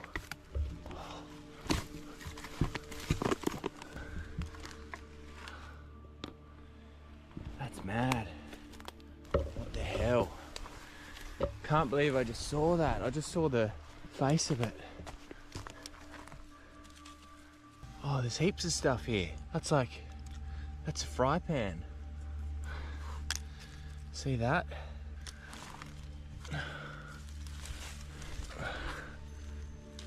Oh, gotta be so careful with it. Look at that. I've never actually properly explored that much inland. Like, I've only really been along the creek because it's pretty easy going. But that's something I definitely need to do, is get in these hills a bit more. This place has got a lot of secrets. Rob begins the day at his forest camp, explaining his plan to work on untouched sections of the creek. After preparing his tools, he takes a different route down to the water, avoiding fallen trees that block the original path. Along the way, he uncovers a rusted shovel and an old frying pan buried in the ground, which he believes were left by miners who worked the area over a century ago. The location was likely kept quiet due to its richness, leaving behind only the tools, while the people themselves have long since disappeared. Right, so here we are. Now the trick to running a sluice, so I'm told, is finding the right amount of flow and depth of water to run through it. because you need the river to do the work for you, but you can't have too much flow running through it, otherwise you'll lose all of the material, including the gold. But you can't have too little either, otherwise none of the material works. Now, the rule of thumb is, I think, when you've got the right amount, you get like a little V in the top plate. So I'll have a bit of a play here and see if I can get that happening. See, that there's not looking too bad. It's pretty flat. It's got a nice, you can see the water running over the riffles there. There's some nice clay-like material mixed in with the hard packed rocks. See if we can get some of that out. Get out what we can with the hands first.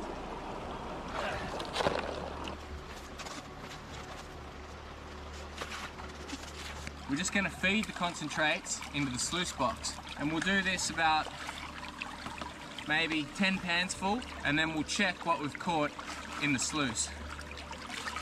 Just take a spoonful and feed it in. I haven't quite got enough flow, so I'm going to have to help some of it over the lip. There's a nice visible piece of gold right there, so that's a very good start. If we can see gold, it means there might be more gold in here.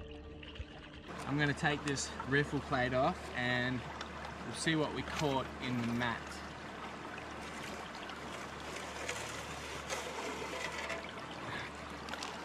And we're going to gently shake off any material that's caught itself in the mat. You always want to make sure that your footprint of the mat is over the pan, because if you've got any gold, you don't want it falling outside of the pan.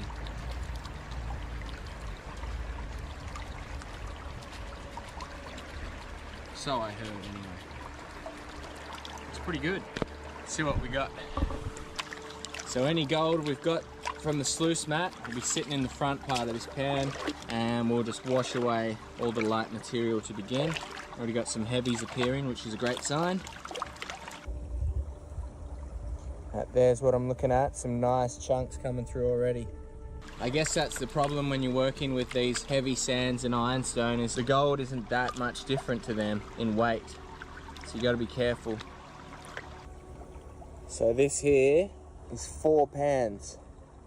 That was about half hour sluicing. Oh, I lost a bit. All right, that's enough of that. Not bad. Some good chunks in there. She's all chunky stuff. Nice. Rob moves into the creek and sets up a sluice box where the water flows steadily, explaining how the current naturally separates heavier material so gold can settle. After processing several buckets of gravel, small pieces of gold start showing up in the black sand. As he keeps going, the gold becomes larger and more solid, proving the creek still has significant value despite showing no signs of recent activity. I've been working my way up towards this waterfall. Quite heavy to flow, but managed to find a few bits of gold, and I've just come across a nice little sun-baking nugget. That's it right there. And if it wasn't so hard trying to film one-handed whilst trying to pry it out of its resting place with a face full of waterfall, you'd have a much better view of me dislodging it.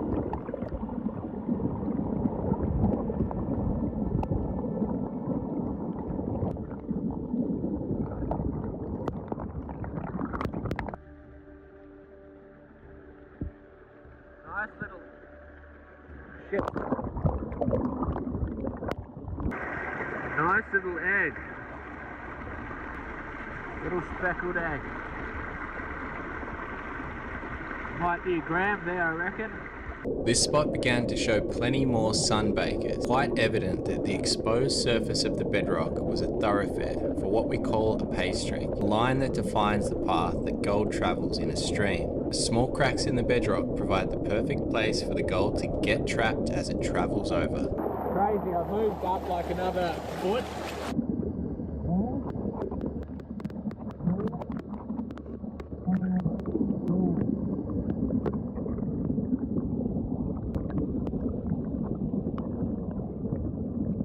Alright, it wasn't 3, it was only 2. I don't know what that other thing was, a yellow rock. Looked like gold, alright. After working the rapid, I continued collecting the odd piece here and there. not knowing that I was about to find one of the best crevices I've ever found. For whatever reason, this crevice had been completely overlooked. The overhanging fold above it provided the perfect dropout zone for gold to fall into.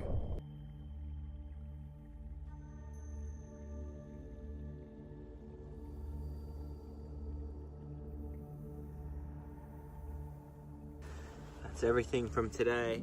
Rob shifts to sniping below a small waterfall, clearing out crevices by hand beneath the flowing water. He uncovers visible gold resting on the bedrock and later finds a narrow crack hidden under jagged rock that appears to have been overlooked. That spot yields some of the densest and most unusual gold he finds on the trip. Let's kick things off with day one's hole.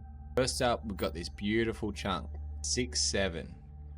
The Golden Tooth, 0.42, a nice chunky pickup. 0.43, still nothing to sneeze at 0.43. Golden Rabbit, 0.32, and day one's total, 12.69 grams. Next up, we've got day two, and day two's total, 10.41 grams, which means the 2 days combined, 23.13 grams. Rob weighs his total gold from 2 days of work, coming in at just over 23 grams, nearly matching the video's title. He relaxes by the fire, pleased with the results. While many viewers admired the creek and his technique, others found the scene unsettling. Valuable ground left untouched, old tools abandoned, and no sign of recent claims. In a place like this, money alone doesn't explain why people stopped returning. If the creek once offered a living, what made those miners leave their tools behind, and why has no one come back to continue the work?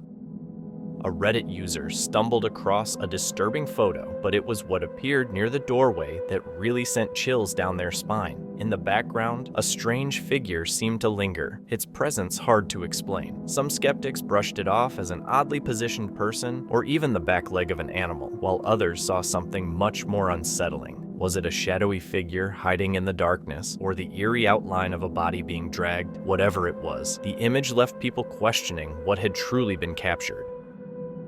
While walking through a nearby cemetery at night, a Reddit user started feeling really uneasy and decided to snap a few photos. Later, while looking through them, they noticed two ghostly figures that appeared to be walking hand in hand. It left them wondering if the apparitions might belong to a couple who never truly left the graveyard. On April 19th, 2022, the YouTube channel Hannah Barron recorded what began as a routine task that quickly became unexpected. On a quiet rural road, Hannah and her father were hauling heavy equipment across a small bridge. Nothing felt rushed or out of the ordinary. Dad went to town, took my truck to rent a trencher, like a ditch witch, and on the way back, the trailer got to acting all funky, so he slows down.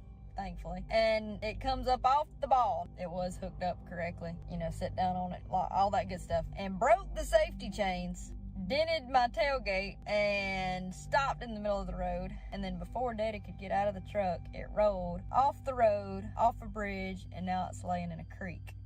There's no water or anything hardly on this road, and he found the only creek on the way home for this thing to come off the trailer. The perfect spot, come off the trailer, and the whole thing rolled off in the creek. So now we brought the Lil down here to get this thing out of the creek. You might as well laugh about it. Ooh, I got that. We were just cleaning it for you.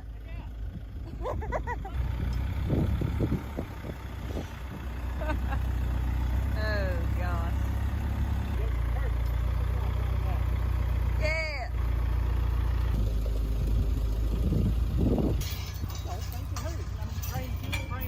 And you can see where it skin up the pavement when it come off the trailer. And then it just rolled down and need a new one of these on here. Yeah, because it come off. The hitch broke, the weight lurched ahead, and the equipment soon ended up in the creek below. The video shows the result: gouged pavement, bent metal, and a recovery process that demanded heavy machinery. Good morning, y'all. throwing in a little disclaimer here. We figured out that it was a wore out tongue on the whole trailer. So it wasn't really anything we did other than the tongue being wore out. Ended up coming off and broke the safety chains, and then dented my tailgate and busted my tail light. And I think my truck took the worst end of all of it, because the Ditch Witch, my dad and my cousin and some of the folks that work where we rented the Ditch Witch, they all got out here in the yard yesterday and drained all the water out of the oil and the gas and made sure it was still running good. And then Dad got up at daylight this morning and cut the trench for the water line that he'd, rented the thing for. They just took the trencher back, they hooked it further up on the trailer so it wouldn't fishtail so bad, hooked up more safety lines just to kind of limp it back up there to their place. Where it was hooked up was a little further back on the trailer, and it was making it fishtail even worse, which probably went into, Hannah later explained that the incident wasn't due to reckless driving, but to equipment that had worn out over time. An update the following day revealed mixed outcomes, some fortunate and others less so. Viewers found one detail unsettling. Even experience couldn't prevent it. If this happened during a routine task, how many near misses go unnoticed? While on a backpacking trip, a person took a photo at their campground in Cherokee and didn't think much of it at the time. Later, when reviewing the pictures, they noticed a strange figure standing beside them, even though they didn't remember anyone being there. The figure's odd appearance has led to questions. Was it just someone passing by, an animal caught at the wrong moment, or something unexplained? A trail camera meant to capture wildlife ended up recording something pretty unsettling. The footage shows 3 deer calmly grazing when something suddenly moves behind the trees, and oddly enough, one of the deer seems to notice it. The strange figure has sparked a lot of debate. Some think it could be a person or a cryptid, while others believe it might be something paranormal because it looks almost transparent. Unfortunately, the footage is too grainy to say for sure, leaving the true nature of the figure a mystery. Thank you so much for watching. Don't forget to subscribe and hit the notification bell so you can stay updated with our latest videos.